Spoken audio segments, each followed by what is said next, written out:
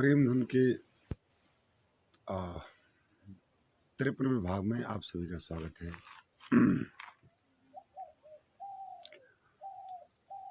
मैं अब कुछ सूत्र बोलूँगा, बहुत लंबा नहीं होगा मामला। पहला सूत्र है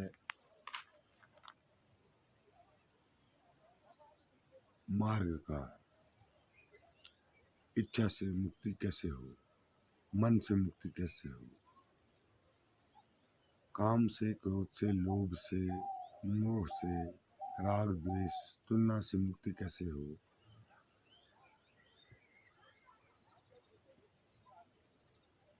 सबसे पहली बात है कि मेरे द्वारा लिखी हुई पुस्तक 10 शून्य आप पढ़ें तो बहुत आपको उस पर सोचना नहीं पड़ेगा, पर कुछ काम करना पड़ेगा, कुछ विधियां आप करेंगे तो निश्चित ही आपको मार्ग प्रशस्त हो जाएगा। बिना सुने हुए हम अपने मन को स्वच्छ कर लें, हृदय को स्वच्छ कर लें, अपनी आत्मा को स्वच्छ कर लें, ये संभव नहीं है। सुबह शाम श्रवण करना पड़ेगा, 1 साल तक, 2 साल तक, 3 साल तक, इतने साल भी लगते श्रवण करने के उपरांत फिर आप मनन करें, फिर आप ध्यान करें, आसन सहित, योग सहित, योग ध्यान, खाली ध्यान नहीं, योग के साथ ध्यान करें। तो प्यास गहरी करें, गहरी प्यास करें, परमात्मा से मिलने की ऐसी प्यास हो कि या तो मौत मिले या वो मिले। तो अगर ऐसी गहरी प्यास आपके अंदर जगेगी तो कोई ऐसा परमात्मा नहीं है कि जो आपकी नहीं सुनेगा। निश्चित ही आपके पीछे बैठा है और आपकी परीक्षा ही लेता है हमेशा, जब आप उसकी तरफ अपना ध्यान ले आते हैं। तो रुका है प्रतीक्षा में तुम्हारी, सदा से आत्मा के गहरे परकोटों में छुपा है वो परमात्मा, तुम्हारे इंतजार में कब तुमसे मिल जाओ। और तुम हो भी मिलना तो दूर से, हद नहीं करते हो, गलत बात। तो ये पहला सूत्र है 19वें अध्याय का पहला सूत्र। अगले जो सूत्र में हम बात करेंगे, पहले पॉइंट को लेंगे हम काम को, जिसे मुक्ति हो पाना बड़ा मुश्किल प्रतीत होता है। अभी आपका क्या है, इस सूत्र में आपका समझेंगे कि आपको श्रवण करना है, मनन करना है, चिंतन करना है, उसके बाद ध्यान उतरना है। तो ये जो पद हैं, जो क्रम है, मैं वो बता रहा हूँ आपको। और ध्यान कैसे करना है, क्या करना है, वो मेरे बहुत सारे वीडियो पीछे हैं, आपको पता चल जाएगा ध्यान कैसे करें और कैसा मुक्त हों इन चीज़ों से। तो कुछ प्रश्न मेरे पास आए, उन पर चर्चा करूँगा मैं आज। कुछ गहरे प्रश्न हैं, वो सामान्य साधक की समझ से परे हैं, पर जो साधक ध्यान करते हैं तो उनके सामने समस्या आती है। हमारे वेदों में लिखा गया है, पुराणों में लिखा गया है कि सृष्टि की रचना करने वाली 3 शक्तियाँ हैं, ब्रह्मा, विष्णु, महेश, और बाकी सब है शेष। और उपनिषद में लिख दिया कि नीति, मतलब इससे आगे जान नहीं जा सकता। तो वो जो शेष है वो मैं कहना चाहूँगा, वो शेष क्या है। असल में शेष वो है जो हम जान नहीं पाते हैं, जानने को है अभी बचा हुआ है। अगर हम एक जीवात्मा की बात करें और वो मोक्ष की अवस्था को पहुंच गई है तो कुछ तब भी जानना शेष बच गया। क्या बुद्ध को भौतिक विज्ञान आएगी, आज की जो भौतिक विज्ञान आज की है, क्या गणित उनको आएगी, क्या उनको जियोलॉजी बॉटनी कोशिका का चित्र आएगा, नहीं आएगा। तो कहने का अर्थ ये है कि पूर्ण बुद्ध वो है जिसको पूर्ण ज्ञान है। पूर्ण ज्ञान मतलब उससे कुछ भी पूछे फिर वो खुद से नहीं बोलता, प्रकृति अस्तित्व करता है। तो ये स्थिति है उस शेष की।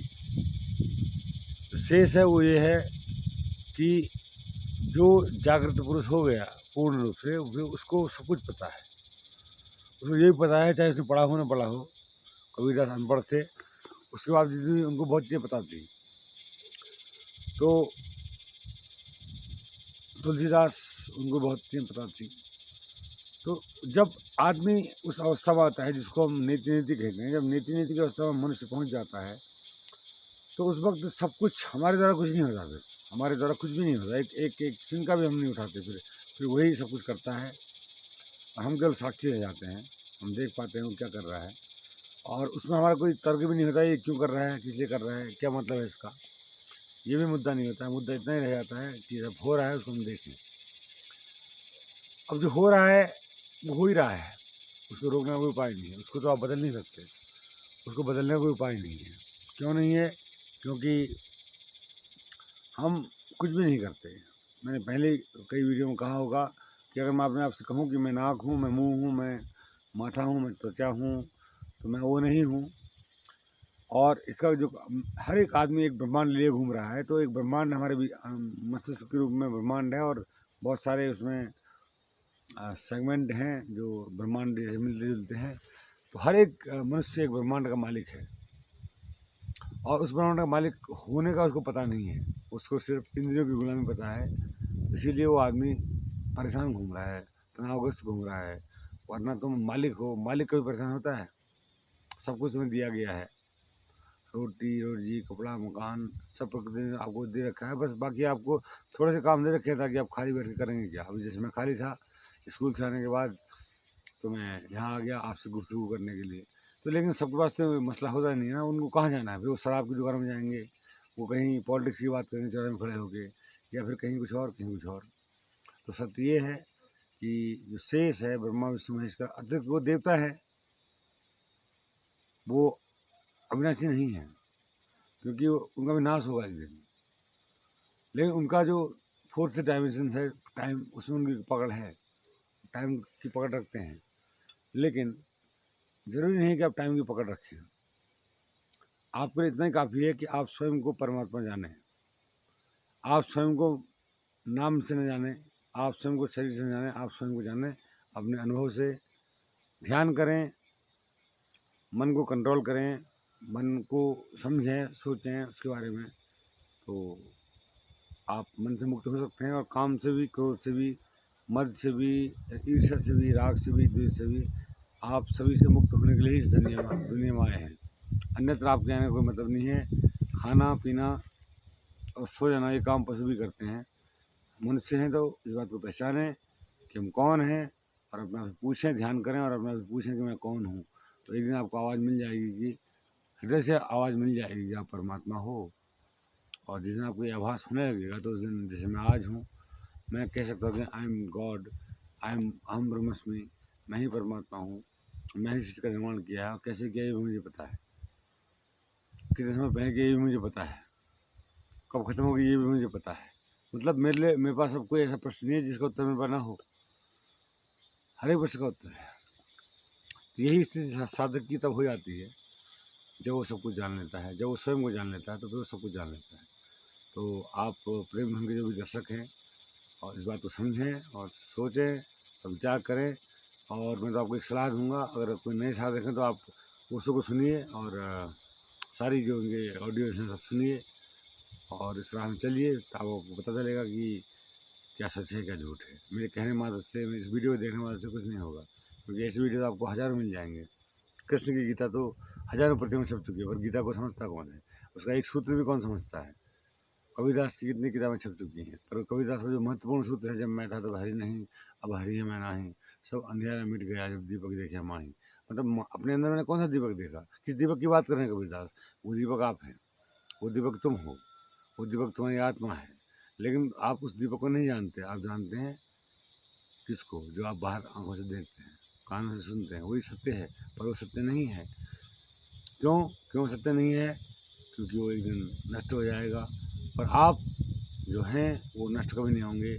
शरीर आप छोड़ देंगे भले ही, लेकिन आपको नष्ट नहीं होना है। जब नष्ट नहीं होना है, जब कोई न कुछ शुरुआत है, न कोई अंत है, तो फिर बीच में टेंशन क्यों, तनाव क्यों, परेशानी क्यों, चिंता क्यों?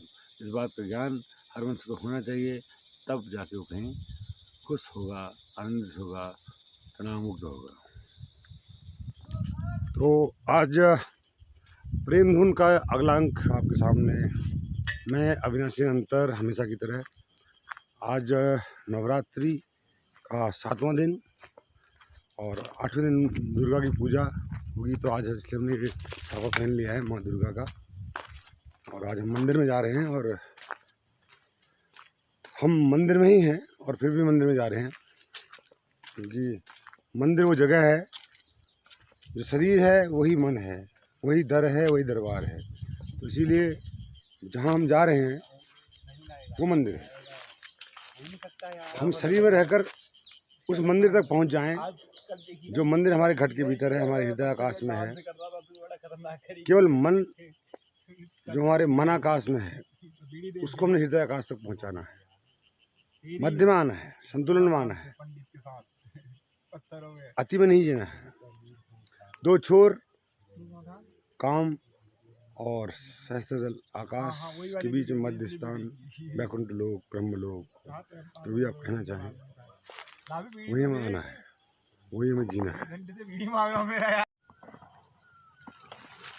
एक हम प्रतीक स्वरूप किसी को भी मान लेते हैं कि भगवान है, तो हम उसको मंदिर में ले जाकर मंदिर तक पहुंच नहीं पाए और रास्ता बहुत कठिन था, इसलिए इसको हम यहीं पर बांध दे रहे हैं।